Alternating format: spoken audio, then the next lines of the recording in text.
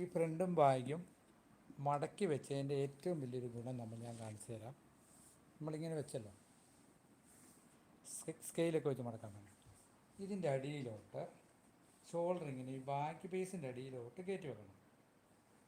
ഒന്നുകൂടെ കാണിച്ചു തരാം.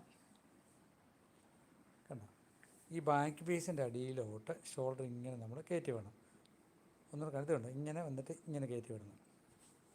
അടിവശത്ത് 1/2 ഇഞ്ച് കയറ്റി വെക്കണം. ഇങ്ങനെ കാണുന്നുണ്ടല്ലോ. എന്നിട്ട് ഫ്രണ്ട് പീസ് ഇങ്ങനെ മറിച്ച് വെക്കണം.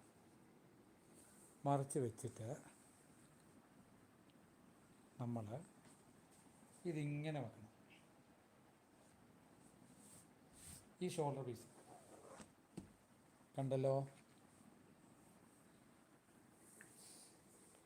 ബാക്ക് പീസും ഫ്രണ്ട് പീസും കൃത്യമായിട്ട് വെട്ടിയ ഒരളവിലേ ഉള്ളൂ ഷോൾഡർ ഈ വശം ചുളുങ്ങാതെ ഇരിക്കുകയുള്ളൂ. എത്ര വലിയ എത്ര വലിയ തയ്യക്കാരൻ വെട്ടിയാലും കണക്ക് ശരിയായില്ലെങ്കിൽ ഒരു കാരണവശാലും ഈ ഷോൾഡർ ഇങ്ങനെ ഇരിക്കത്തില്ല. ഈ ഷോൾഡർ ഇപ്പോൾ ഇരിക്കുന്നത് എങ്ങനെയാണ്? നമ്മൾ ഷർട്ട് തയ്ച്ച്